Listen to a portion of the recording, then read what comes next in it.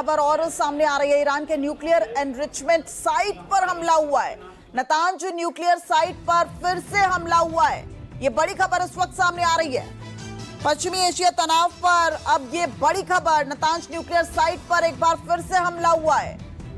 आपको बता दें, ईरान के न्यूक्लियर एनरिचमेंट साइट पर हमला हुआ है और इजराइल की तरफ से भी बेंजामिन नेतन्याहू का ये बड़ा बयान सामने आया, जिसमें उन्होंने कहा कि ईरान सुरक्षित न्यूक्लियर प्लांट्स जो हैं वो यहां पर बना रहा था, लेकिन जो जंग है अब वो शांति की तरफ, जंग शांति का द्वार साबित होगा। हमले दोनों ही तरफ से बढ़ते नजर आ रहे हैं। वही अरामको तेल रिफाइनरी में हमले की नई तस्वीर सामने आ गई है। सैटेलाइट तस्वीरों में रिफाइनरी में तबाही नजर आ रही है।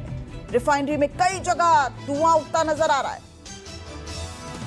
सैटेलाइट तस्वीरें सामने आई हैं, जिसमें रिफाइनरी में अब तबाही देखी जा सकती है। रिफाइनरी में कई जगह धुआं उठ रहा है।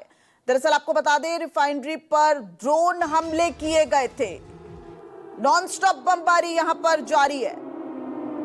रिफाइनरी पर कल हमला हुआ था। ये खबर न्यूज 24 ने आपको सबसे पहले बताई थी। दो तस्वीरें देखिए, रिफाइनरी पर कल हमला हुआ था और अब दूसरी तस्वीर आपको वो सैटेलाइट इमेज हम दिखा रहे हैं। किस तरीके से आप देखिए, पूरी तरीके से वहां पर आपको काला जो एक रंग है वो नजर आएगा।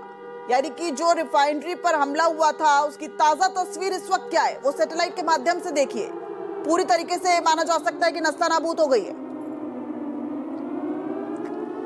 और संजीव हमारे साथ लगातार, हमारे डिप्टी एडिटर जुड़े हुए हैं। संजीव, कल ही हम चर्चा कर रहे थे, ये तो बहुत बड़ी खबर थी, तेल रिफाइनरी पर हमला, और जो सैटेलाइट तस्वीर है वो इस बात की पुष्टि करती नजर आ रही है। कितना नुकसान?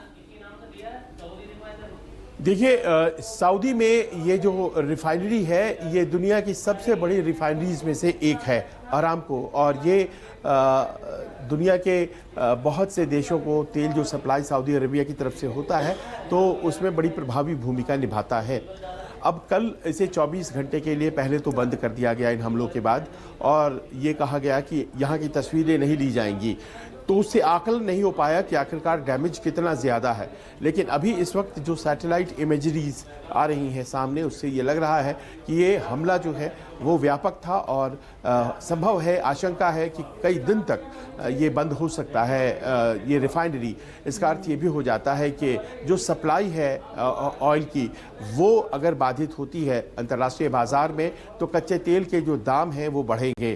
कल इस हमले का ही असर था कि ये जो तेल के दाम थे वो पिछले एक साल में सबसे ज़्यादा देखे गए बढ़े हुए। इसमें एक और फैक्टर है दिव्या, आप जानती हैं कि जो स्ट्रेट ऑफ हॉर्मूज है, हॉर्मूज जलडबरू मध्य, उसे भी ईरान ने बाधित कर दिया है। और ऐसे में ये दो फैक्टर्स मिलकर के, क्योंकि हॉर्मूज से आप जाते हैं 20% तेल का आवागमन होता है जो दुनिया के दूसरे देशों तक पहुंचता है, तो जब सप्लाई घटेगी तो जाहिर है कि जो कीमतें हैं वो बढ़ेंगी, और इस कारण से जो कच्चे तेल के बाज़ार में ब्रेंट क्रूड उसकी जो कीमतें प्रति बैरल है वो ज़्यादा बढ़ रही हैं।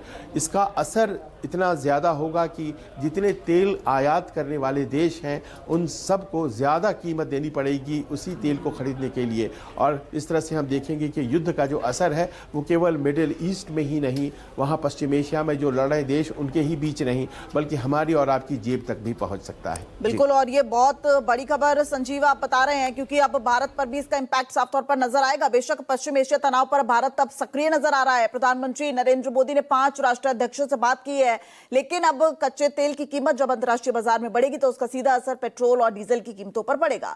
वहीं एक और बड़ी खबर इस वक्त सामने आ रही है। इजराइल का हिजबुल्लाह के खिलाफ हमला तेज हो गया है। बेरूत के हारित हेइक को खाली करने को कहा गया है। हिजबुल्लाह के ठिकानों के करीब है नागरिक। इजराइल की तरफ से यह बड़ा दावा किया जा रहा है। हिजबुल्लाह के ठिकानों के करीब है नागरिक, ये इजराइल की तरफ से दावा किया जा रहा है। ठिकानों से कम 300 मीटर दूर जाने की अपील भी यहां पर की जा रही है।